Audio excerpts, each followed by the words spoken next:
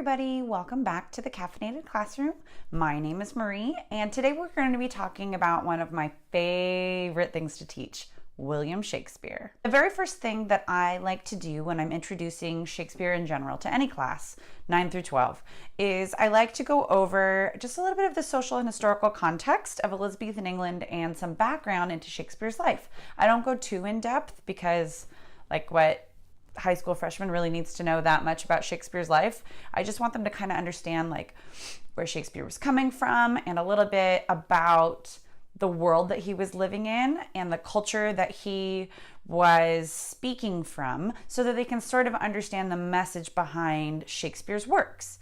So the very first thing that I like to give them is my handy dandy Shakespeare Scavenger Hunt.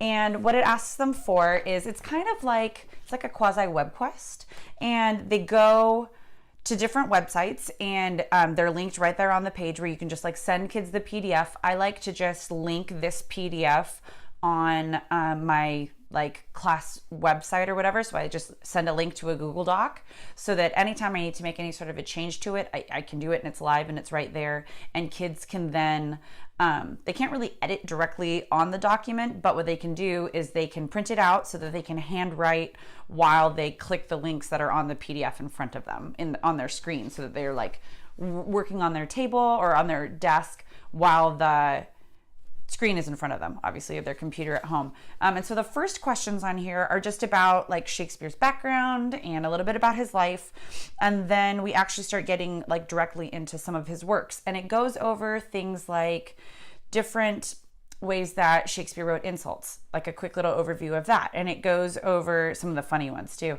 It also goes over some of his words that he created, or not created, but that he really coined and brought to the English language and brought to our lexile. It goes over how many comedies he wrote, how many histories, how many tragedies, how many plays total. It talks a little bit about his poetry, specifically his sonnets, and famous phrases and sayings. And it also makes connections between other famous works of art that were based on Shakespeare's works. So they can start to, Shakespeare is probably a name that students have heard a lot, just in pop culture, in cartoons or in other shows, or even Taylor Swift songs, right?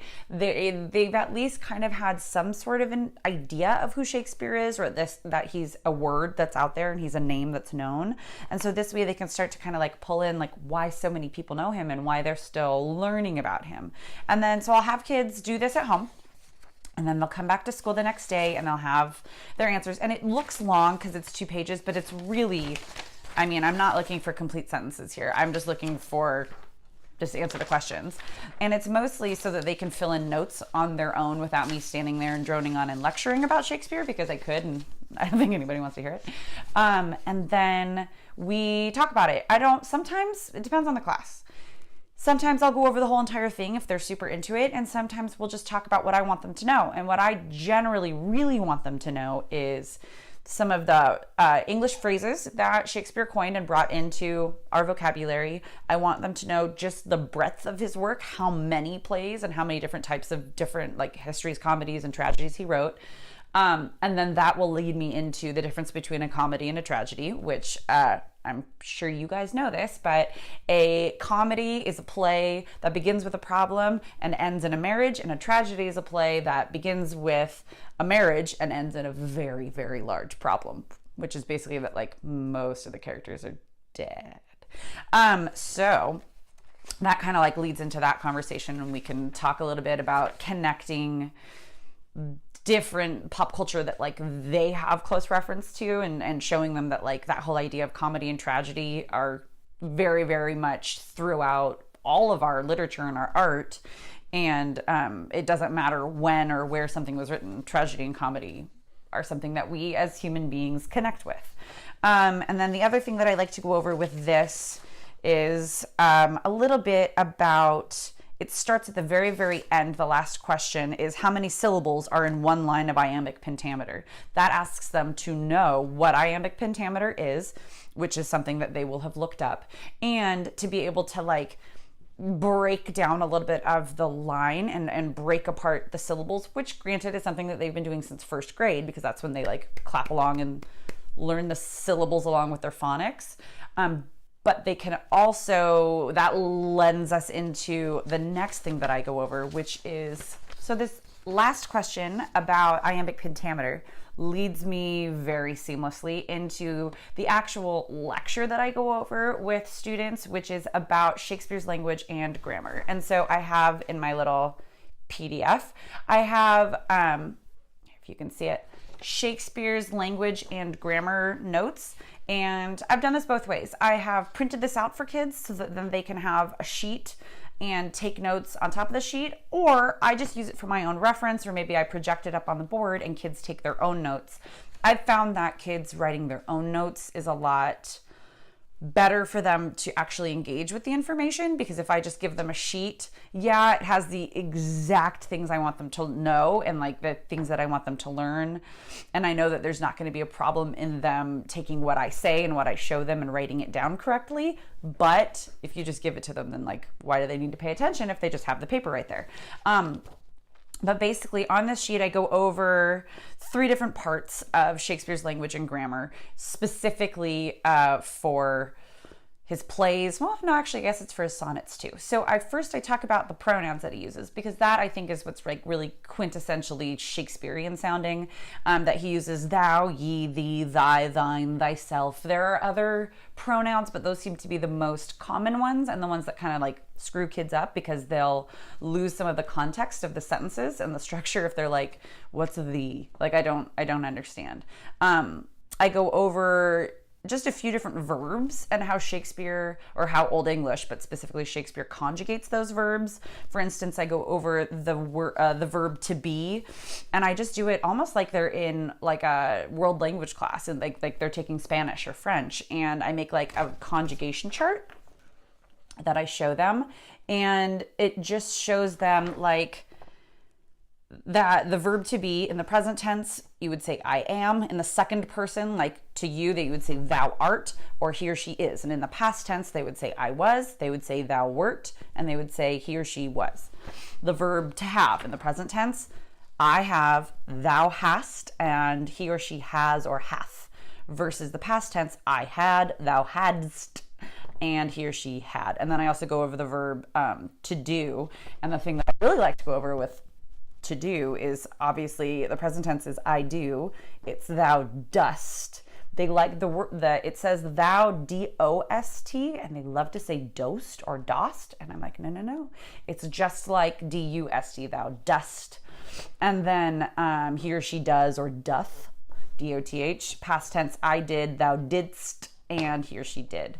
And then the very last thing that we get into is the most complicated and the really like the stamp of William Shakespeare, iambic pentameter. And the iambic pentameter, I go over the fact that an iamb is a foot and it is 2 syllables, that penta meaning 5, meter meaning measure. So it takes them into, hopefully they have a little bit of background in poetry and the structure of poetry and formatting poems and how to analyze poetry.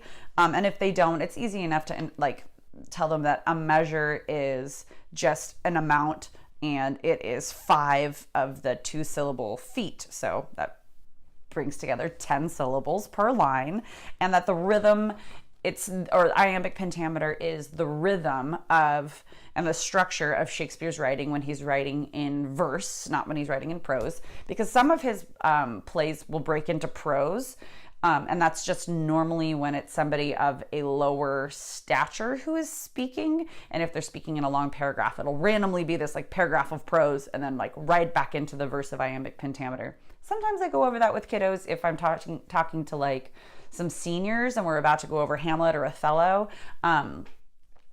Freshmen, I try to just kind of give them exactly what they're going to actually need to know to be able to do this. And then if these things like, oh, Shakespeare wrote in prose because it had to do with how much money the character had, that's something that I'll go over like later on if I can really see that they're getting it. Otherwise, it can just be too much information, and you know, they're 14, like they can only take so much. And the last thing that I like to do is get 10 kids up in front of the class, and they hold up like a paper, and it looks like this, and one will say ta, and the next one will say tum. And so 5 of the kids have one that has 2 lowercase letters, ta, T-A, and then the other 5 will have paper that says in all uppercase tum, to show them that the syllables go unstressed, stressed, unstressed, stressed, unstressed, stressed, ta tum, ta tum, ta tum, ta tum, ta tum. And they can then feel a little bit more of the rhythm and the almost like the melody of Shakespeare's language as it's being spoken. And here's where I'll also talk to them about how he wrote an iambic pentameter, and he wrote with a certain rhyme scheme, which sometimes I go over the rhyme scheme, and I often actually don't go over the rhyme scheme because I find that it's kind of superfluous. I don't know, they just don't really need to know about the rhyme scheme. So why, like I said, again, why give them more information than they're going to need when we're going to be going over some pretty complicated works anyways? I just want them to get like a basic knowledge and a background, or like a base of background information, so that then we have something to build on when we actually get into the play itself. Because that for me is the most important part, is the actual theme and the message and the story of the play, whichever one it is that we're working on. But I do talk about how Shakespeare wrote in this rhythm for a number of reasons, and one of them was so that actors could more easily memorize their lines. He would stand, I talked to them about the Globe Theater and how they would stage the play as he was writing it, and Shakespeare would go home at night and scribble down pages and scenes here and there, and then he would bring them in, and his troupe of actors would act them out, and he would say, oh yeah, that totally works. In fact, here are some more lines, and he would scribble them down and show everybody, and then they would just do them. And the poetry made it easier for them to memorize because there was a rhyme and there was a rhythm to it, so they could put it all together. So it kind of helps them understand a little bit of the context around these plays, and that although going to plays isn't something that's all too common, especially amongst American high schoolers in most parts of our country, TV and movies are. And so plays were the TV and movies of Elizabethan England and of actually a lot of our world's history. And so starting to make that connection for them, that like, we're just people and people look for entertainment, and this was the big pop culture form of entertainment during its time, starts to kind of blend that all together, and they can see where the themes that are written into these plays and the characters that are written into these plays still ring true today and still have something to do with what they love, and the YouTube videos that they watch, and the music that they listen to, and the other media that they consume. We're all just people, and it all just kind of brings together. And that answers the question that is always asked, which is, why do we have to learn this? And then I have to like go into this long diatribe. I like them to connect it on their own. Okay, the last thing that I go over for just introducing Shakespeare, and I'll probably do all 3 of these things in a day, and I'll go over that in just a second. But the final thing that I like to start in class so that kids can work together on, and then I let them go home and finish it up, is this translating Shakespeare sheet, where depending on what it is that we are like actually going to be studying, which play it's going to be, I'll have them on the left side of the page, it says Shakespeare's language, and then the left column is just Shakespeare's lines. So for instance, I really like to give them Act 2, Scene 2 of Romeo and Juliet, and it's the balcony scene, and it just starts out with, "O Romeo, Romeo, wherefore art thou, Romeo?" And so Juliet's got her bit, Romeo has a line, Juliet has a little bit of a longer chunk, and then Romeo starts to talk about how he's going to change his name then because like she's so hot or whatever. The very bottom that I give them is just that Romeo, I take thee at thy word, call me but love, and I'll be new baptized. Henceforth, I will never be Romeo. And on the right side, it says at the top of the column, modern English, and it's just blank, because that's where they are going to line by line or phrase by phrase, or however it is that they're going to do this, translate it into their own modern understanding and their own vocabulary to try and make this make a little bit more sense. And then they really start to pick apart that this whole scene is just about 2 teenagers who have a wicked crush on each other, and they think that like the end of the world will occur if they cannot be together, which for them does, but spoiler alert. If I'm going to be doing a different play like Taming of the Shrew, which I'll do with 10th graders, I'll often just still give this scene because it's such a famous scene and kids already have an understanding of it. And if they were paying attention in 9th grade, they already read this play.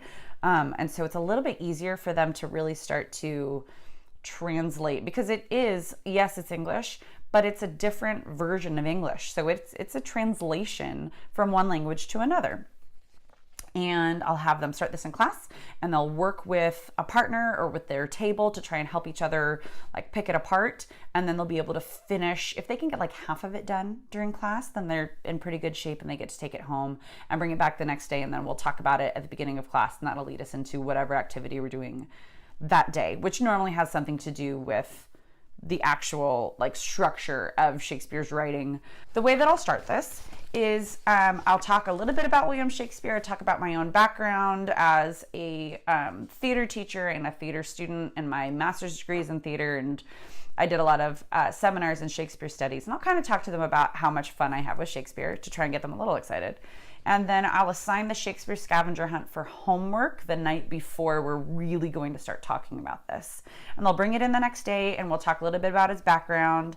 And in like a 50-minute period, I'll talk pretty briefly about the scavenger hunt.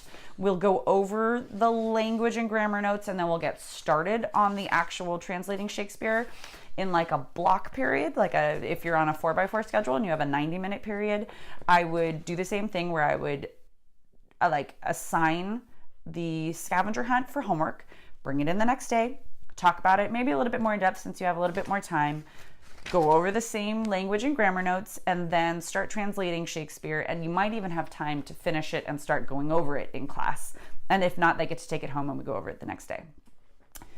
I would follow this up the very next day with talking about sonnets, and we read sonnets, we analyze sonnets, we write our own sonnets, and that is actually something that I have in an upcoming video for you, so stay tuned for Shakespeare sonnets. Thank you so much for watching today. I really hope that this helps you out with your own Shakespeare unit and introducing Shakespeare in your classroom. These really are appropriate activities for anybody from like 7th grade through 12th, because they're so they're basic. They don't gloss over it too much. They get a little bit of the meat of Shakespeare and his language, but it's not anything that's way too weighty and too hard to understand. It scaffolds it pretty nicely. If you would like to get your hands on the 3 activities that I just went over, I have them on my blog at thecaffeinatedclassroom.com. All you have to do is enter your email, and I will send you a link to a free PDF of exactly what I give my students and exactly what I just went over. So please, please, please find this, share this video with any colleagues that you think this might help. I just want to make sure that people enjoy teaching Shakespeare as much as I do, or nearly as much as I do, because I'm kind of a freak about it, and that then their students will in turn enjoy it as well and find it an enriching part of their English class or their drama class or whatever it is. So thank you again for tuning in, and I would love to connect with you on social media. Please find me on Instagram at The Caffeinated Class and on Facebook, The Caffeinated Classroom, and I'll see you next time.